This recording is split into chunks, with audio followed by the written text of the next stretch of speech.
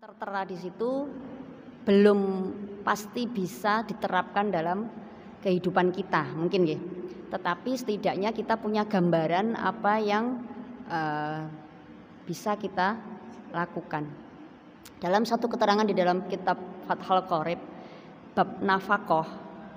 Jadi agama Islam niku sudah mengatur kehidupan umatnya dari semua segi kehidupan, mulai bangun tidur sampai tidur lagi niku wonten tata carane, wonten aturane dalam agama Islam. Termasuk dalam memberi nafkah kepada istri. Memberi nafkah kepada istri itu adalah kewajiban suami. Nggih. Semua sudah tahu bahwa memberi nafkah sing blonjo, sing nyambut gawe niku sing wajib wong lanang. Dalam kitab Fathul Qorib juga diterangkan, juga dijelaskan, diperinci-perinci nafkah apa yang harus diterima seorang istri dari suami. Di situ diperinci bahwa nafkah yang wajib adalah sandang, pangan, papan. Termasuk juga ada ulama yang menambahi alat-alat kecantikan dan alat-alat kebersihan. Itu merupakan nafkah yang harus diterima oleh istri. Bariki jenengan mulai terus ngomong nih bojone, aku tukokno skincare bang jerike wajib. Niku kata sebagian ulama. Ngaten lho nggih. Umpama kok ora ditukokne ya kenemenen to, mosok gak tukokne sabun kan ya kenemenen ya mesti tuku sabun ta. Di situ juga diperinci-perinci. Bagi suami yang ekonominya bagus, maka dia berkewajiban memberikan istrinya dalam satu hari itu berapa kilo beras. Di situ ada terperinci sekali. Sehari itu harus ada daging, sehari itu harus ada begini. Setiap 6 bulan sekali harus diberikan baju dan lain sebagainya. Di situ sangat terperinci. Datang kitab Fathul Qorib niku. Kalau suami yang ekonominya sedang-sedang saja, maka batasan pemberian nafkah kepada istri itu segini. Sedangkan kalau suami itu nanti fakir, misalnya ekonominya rendah, maka tetap wajib memberikan nafkah kepada istri dengan batasan yang segini. Teng mriku sudah diperinci-perinci seperti itu. Kalau tidak bisa, nah, di bagian akhir itu keterangannya begini. Kalau kemudian suami ini tidak mampu untuk memberikan nafkah sesuai dengan aturan-aturan yang di depan tadi, ngaten nggih? Dikarenakan ada banyak hal, mergo rezeki niku mboten mesti, nggih. Kalau kita mau mengartikan rezeki itu dengan uang, ngaten, maka terkadang dan seringkali rezeki itu selalu merasa kurang, nggih. Kalau kita mau mengartikan rezeki itu hanya dari uang. Nah, kalau ada suami yang tidak mampu memberikan nafkah kepada istri sesuai dengan aturan agama, ngaten, sakmene tibake gak iso, maka agama memberikan solusi yang pertama, sabar panggah. Nomor 1 panggah, sabar. Sabar menerima kefakiran suami. Meluaskan hati untuk menerima takdir bahwa suaminya termasuk orang-orang yang ekonominya kurang baik. Lek mboten saged, ngene ngaten nggih. Wong kok kon sabar ya pengen koyo tanggane barang to ya. Lek mboten saged. Yang kedua, kalau yang pertama ini dirasa berat, maka kita ambil yang kedua, yaitu dengan membantu suami dalam masalah ekonomi. Artinya istrinya ikut bekerja. Tentu dengan syarat-syarat yang sudah pernah sepertinya sudah pernah dijelaskan nggih. Kali ini Imas lek mboten salah. 1, harus ada izin dari suaminya, harus ridho suaminya. Nggih. Mergo kadang wong lanang niku lek sing wedok bayare luwih gede tersinggung. Enek sing tersinggung, enek sing seneng kan reno-reno nggih. Maka ini perlu kita komunikasikan dengan suami. Karena yang terpenting dalam satu rumah tangga adalah sebuah komunikasi. Nggih. Yah iki ngene, pomo aku tak nyambut gawe piye? Nggih. 1 harus mendapat izin dan ridho dari suami. Kemudian yang kedua, bahwa pekerjaan yang kita ambil, yang kita lakukan ini tidak akan menimbulkan fitnah. Koncone nyambut gawe iki duduk wong lanang-lanang sing model-modelan piye, sehingga nanti menimbulkan, sakniki kathah sekali nggih, menimbulkan nopo? Potensi untuk selingkuh atau hal-hal yang kurang baik lainnya. Nah, maka hindarilah pekerjaan-pekerjaan yang seperti ini. Napa mulai sekarang niki zamannya zaman online. Pekerjaan dilakukan di rumah tetap bisa. Yang ketiga, kalau memang perempuan ini mau bekerja, istri ini mau bekerja, lek wis diizini karo bojone, gitu, wis nemu pekerjaan yang cocok. Yang nomor 3, jangan pernah lupa tentang kewajiban yang harus dilakukan sebagai seorang istri maupun sebagai seorang ibu. Kewajiban sing utama nopo? Nyambut gawe niku sampingan. Ngaten, diniati sing apik, ngewangi bojone nyambut gawe dengan tidak melupakan kewajiban utama kita, insya Allah karo Gusti Allah mungkin ditulungi. Nomor 1 gong iso, nomor 2 gong iso juga nggih. Mbek bojone ra oleh nyambut gawe umpamane. Terus nyambut gawe barang kok panggah kurang ae rasane, nggih. Nomor 2 wis gak iso, maka agama memberikan solusi yang ketiga, bisa meminta cerai dari suaminya. Niki, ini ada solusi yang ketiga. Jadi bercerai itu bukan sesuatu yang selalu buruk, nggih, bukan sesuatu yang selalu buruk.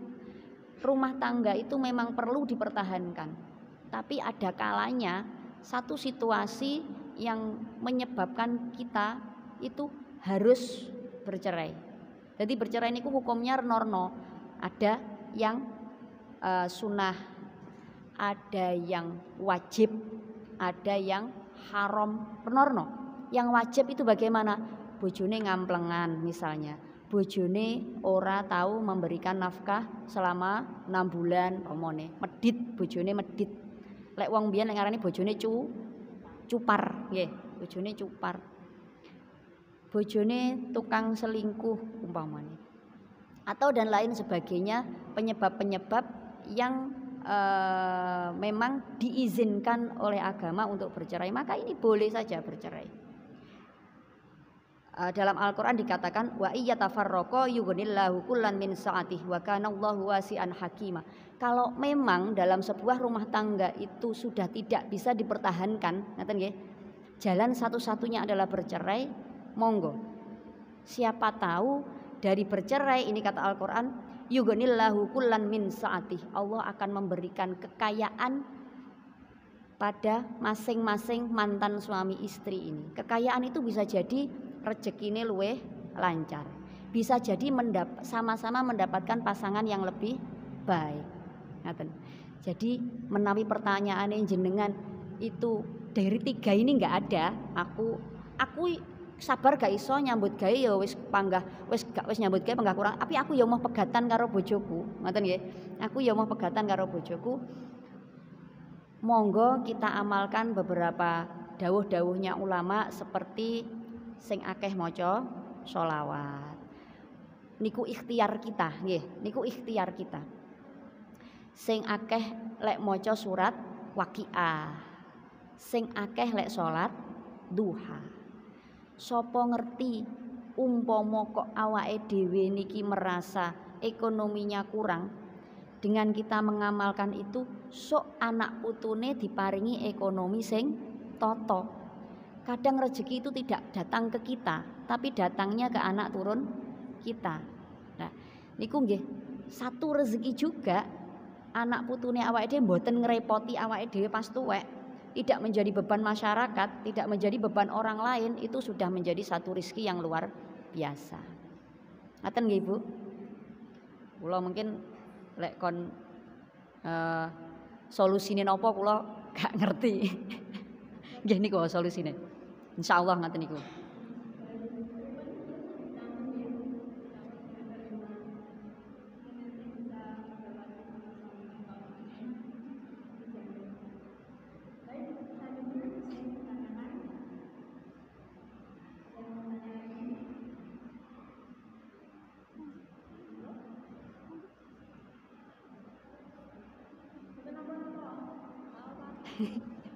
Mboten saweti kalih kula.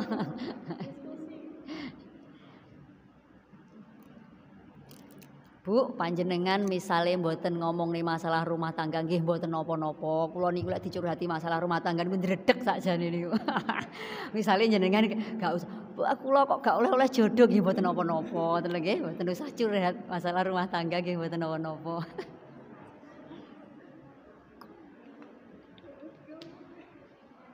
Sing tasik jomblo-jomblo aja wedi berumah tangga nggih, pun to. Assalamualaikum warahmatullahi wabarakatuh. Waalaikumsalam warahmatullahi wabarakatuh. Terima kasih atas kesempatannya. Ustazah Atika, saya Chelsea. Saya mau bertanya, mohon maaf juga mengenai rumah tangga karena kebetulan saya belum berumah tangga. Tapi begini Ustazah, kalau di dalam perjalanan menuju rumah tangga, ketika sudah punya calon, lalu di dalam proses itu ada masalah, misalnya seperti itu, ada kesalahpahaman. Nah, terkadang membuat hati satu sama lain itu ragu atau ingin mundur begitu. Nah, tapi terkadang ada yang mengatakan dalam proses menuju ke arah ke sana itu ada ujiannya. Nah, untuk membedakan yang mana ujian sebelum ke jenjang serius dengan ciri-ciri itu bukan jodoh itu seperti apa nih? Bedanya ujian dengan ciri-ciri itu bukan jodoh saya. Ya, itu bagaimana? Terima kasih. Wassalamualaikum warahmatullahi wabarakatuh. Waalaikumsalam warahmatullahi wabarakatuh. Soalnya kok angel-angel to ya aku mau kaya gak sinau ngene iki mang. Ciri-ciri ujian itu adalah biasanya kan bayar se 20.000 untuk menggandakan soal ngoten, terus biasanya pakai pensil 2B niku ujian ngoten niku nggih. Nggih. Nggih ngoten niku wau. Orang itu pasti masalah itu ada baik sebelum maupun sesudah berumah tangga itu pasti ada. Kalau kita bicara tentang sebenarnya dia jodoh saya apa bukan, apa ciri-ciri kalau orang ini benar-benar jodoh saya, ngaten nggih. Itu sulit sekali. Karena terkadang kalau kita bilang ciri-cirinya satu, orangnya baik, nah nggih. Orang tua kita setuju, hati kita mantep misalnya nggih, mantep pokoknya gak kuwi gak minggat ngoten nggih. Kalau itu ciri-cirinya, kalau itu kita jadikan standar, kalau itu kita jadikan patokan bahwa yang seperti itu adalah jodoh kita, ngoten bisa jadi nggih. Padahal orang-orang yang berawal dari itu pun terkadang di tengah-tengah rumah tangganya juga selesai nggih. Banyak sekali, wis gak usah aduh-aduh. Artis-artis ki lho ya kurang piye, ya ayu, ya ganteng, ya sugih gitu. Ya pegatan tapi. Ya pegatan. Maka untuk memilih calon entah itu suami atau itu istri, Rasulullah sudah memberikan satu tuntunan bahwa kita memilih perempuan ataupun laki-laki itu yang pertama adalah dari segi agamanya. Ada 4 kriteria, nggih, agama, wajah, kemudian ekonomi, kemudian sekufu atau sepadan. Sepadan itu kata ulama padha menusone, nggih. Padha menusone, padha uripe. 3 yang sama, 1 yang berbeda. Podo menusone, podo uripe, satunya saya lupa podo apa nih, beda jenis kelaminnya. Niki sekufu, kata ulama ada yang mengatakan sekufu itu seperti itu. Yang pertama, tetapi yang dilihat yang pertama adalah agamanya. Agamanya itu tidak harus wonge lulusan pondok, misalnya nggih, pinter maca kitab, apa apal Quran, tidak. Tapi agama itu bisa dilihat dari tingkah lakunya, dari akhlaknya. Tiang lek akhlake apik, insyaallah agamane nggih apik. Lek salate tata, tiang niku lek salate tata, insyaallah uripe nggih tata. Kena dititeni, bocah niki lek salate mboten tata, mesti uripe morat marit. Maka kita lihat dhek salate tata napa mboten. Kalau yang pertama agama ini sudah baik, ngeten nggih. Maka yang ketiga hal ini insya Allah nanti juga ikut. Kalau kita hanya melihat wajahnya saja, kenapa kok tidak wajahnya atau nasabnya? Nggih, nasab niku keturunan. Kalau wajahnya saja, kalau fisiknya saja, orang itu lama-lama tuwek. Nggih, lama-lama akan berubah. Sing biyen ayu malah gak ayu, sing biyen ganteng malah kadang-kadang dadi kuru tuwek. Nggih. Kalau kita berpatokan pada fisik itu bisa berubah. Kalau fisik berubah, apa kemudian kita jadi tidak cinta? Kan ngaten. Nasab juga begitu. Kalau kita hanya memandang nasab, aku gelem rabi mbek kuwi mergo anake sapa, ngoten nggih. Mergo anake sapa. Kalau kita hanya memandang nasab itu hanya terah saja. Semua tergantung pada orangnya. Yang membuat nasab itu kita sendiri. Anake sapa polahe gak karu-karuan ya akeh tunggale. Dudu anake sapa-sapa tapi dia orangnya baik, bertanggung jawab juga umbruan. Nggih. Maka jangan terpancang pada nasab ataupun ekonomi, karena ekonomi itu naik turun, kadang bangkrut, kadang sukses. Maka yang jadi patokan adalah agama. Orang yang agamanya baik, orang yang takwanya baik, orang yang takut kepada Allah, maka dalam kondisi apapun dia akan stabil. Diwehi bangkrut ya panggah iso syukur, diwehi sugih ya panggah iso syukur. Diwehi bojone lara, atine ya panggah legawa, nggih. Diwehi bojo sehat, dheke ya gak sombong. Nah, kalau sudah ketemu orang yang seperti ini, yang agamanya baik, ngaten nggih. Kalau kita sudah ketemu orang yang wonge apik, anake wong apik, lek jere wong Jawa ndelok bibit, bobot, bebet. Bibiti anake sapa? Nggih, kalau kita sudah ketemu dengan orang yang anake wong apik. Nggih, bapake apik, embahe apik. Gak tahu neko-neko, berarti wong lingkungannya juga baik. Kadang-kadang kan ditakokne, omahe ndi kuwi? Omahe Stono Gedhong. Wah, berarti agamane biasane apik. Ngeten ta? Kita lihat lingkungannya. Kalau sudah ketemu bibitnya dari bibit yang baik, bobotnya lemu apa ora nih digoleki. Golek sing berbobot. Beruntunglah ibu-ibu, mbak-mbak yang lemu-lemu ini berbobot berarti ya. Diperhitungkan. Berbobot itu artinya dia ilmunya baik. Apalagi kalau kita cari istri, carilah perempuan-perempuan yang berbobot. Akhlaknya baik, agamanya baik, ilmunya juga baik. Karena dia nanti akan ngopeni anak-anak. Kalau kita cari suami ya suami yang berbobot. Dia punya ilmu, dia punya semangat, dia punya tanggung jawab. Yang ketiga bebet. Bebet niku penampilan. Nggih. Jenengan pernah enggak niki sing ibu-ibu. Umpama anake mara, anake teko digonceng cah lanang tindikan, rambutnya abang, celanane suwek-suwek, mesti lak muni pacakane nggih ta. Ati mesti mboten srek. Walaupun anaknya baik, tapi lek tampilan luarnya ini tidak baik, orang pasti akan menilai tidak baik. Ini namanya bebet. Nah, kalau sudah ketemu yang bibit, bobot, bebetnya baik, agamanya baik, nggih. Kita sudah siap untuk menikah, dia juga sudah siap untuk bertanggung jawab. Orang tua sudah setuju, mboten usah suwi-suwi. Nggih, mboten usah suwi-suwi mergo nyapa? Lek suwi-suwi nanti akan timbul banyak masalah. Sik ngenteni wisuda, misalnya ngaten. Ngenteni wisuda sik. Utawa ngenteni lek aku wis oleh penggawean. Wong arep mbok pakani apa anak bojomu lek gak duwe penggawean. Misalnya seperti itu. Oke, tidak apa-apa.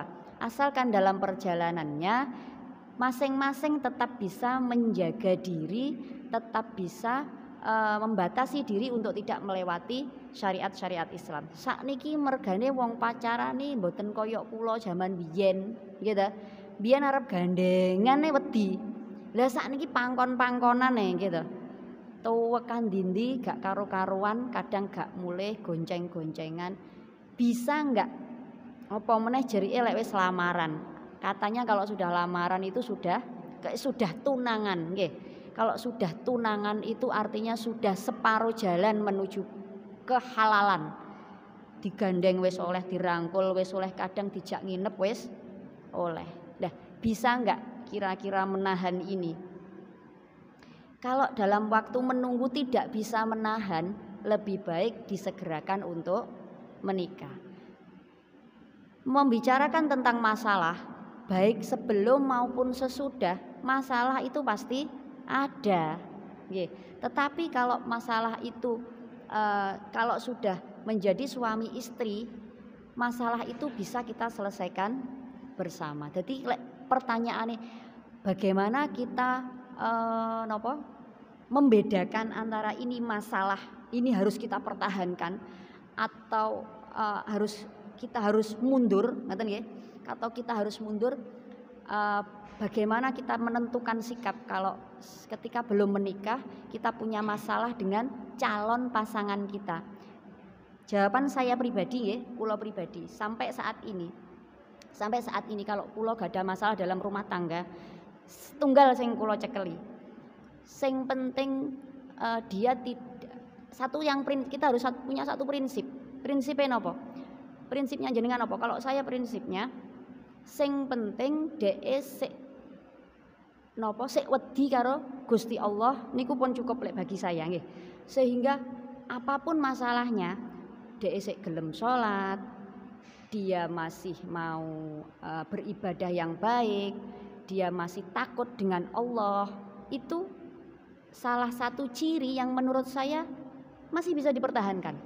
Masih bisa dipertahankan. Karena kalau yang dia takuti itu adalah Allah, insya Allah didandani niki tasik kenek. Tapi lek karo Gusti Allah pun boten wedi, niki didandani pun boten kenek. Guanteng kaya apa? Kalau tidak bisa kita ajak jalan bersama, nggih. Tidak bisa kita jadikan imam, lebih baik mundur. Nggih. Suweneng cinta awake dhewe. Tapi kon salat uwange lek niki lek kula pribadi nggih. Kon salat uwange lek sing digandoli apane? Nggih, sing digandoli apane? Kita ini butuh imam. Kita menikah itu akan membaik bersama harusnya nggih, berproses bersama sehingga dalam satu pernikahan itu semakin hari suami dan istri ini semakin menjadi baik, harusnya begitu. Semakin baik, semakin baik, semakin baik harusnya begitu. Lah, niki harus punya partner yang bisa diajak membaik bersama. Lek sing siji dijak nyedek neng Gusti Allah sudah ndak mau, sudah angel, apa yang akan kita pertahankan? Jadi kalau menurut saya pribadi, ketika kita menghadapi masalah, baik sebelum ataupun sesudah menikah, kita harus pegangan dengan satu prinsip. Prinsipnya apa? Lek kula pribadi, prinsip saya, selama masih bisa saya ajak untuk mendekat kepada Allah, dia masih bisa, masih mungkin kok nyambut gawe rasa-rasen, mau ngeten nggih. Misalnya banyak sekali kekurangannya dia, tapi tetap bisa kita pertahankan asalkan untuk mendekat kepada Allah, untuk lebih bertakwa kepada Allah itu bisa kita ajak bersama-sama, maka ini bisa kita pertahankan. Niku pendapat kula pribadi. Pendapat kula pribadi seperti itu. Maka kita kembalikan ketoke Mbak Eki mang wis duwe calon gitu. Lah dadi di sing iso menilai sampeyan ki Mbak. Karena kalau kita kene duwe masalah, kalau punya masalah bicarakan baik-baik dengan orangnya. Ojo curhat ning gone wong liya. Apa meneh curhat ning gone kancane lanang. Karena ini nanti tidak menyelesaikan masalah, justru akan menambah ruwetnya masalah. Ngaten nggih, Mbak?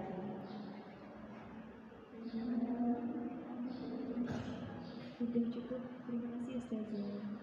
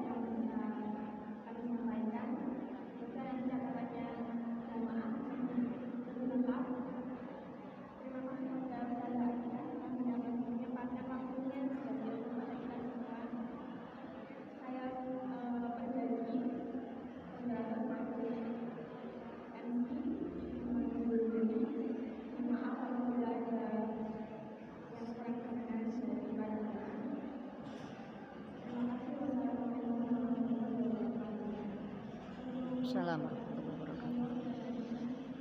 Nah, pulang. Monggo kita tutup pertemuan pada siang hari ini dengan bacaan wal asri.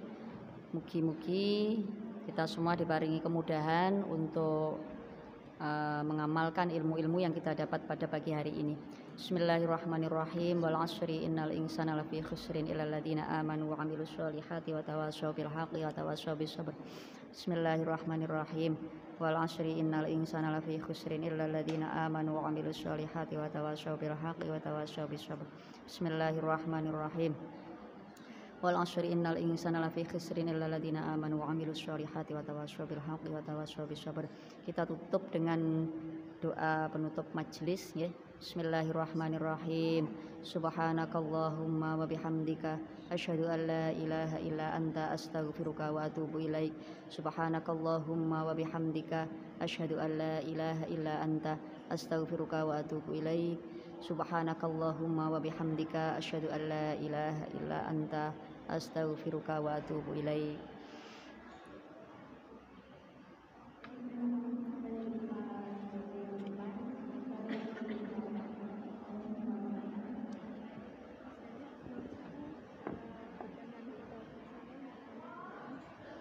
Monggo.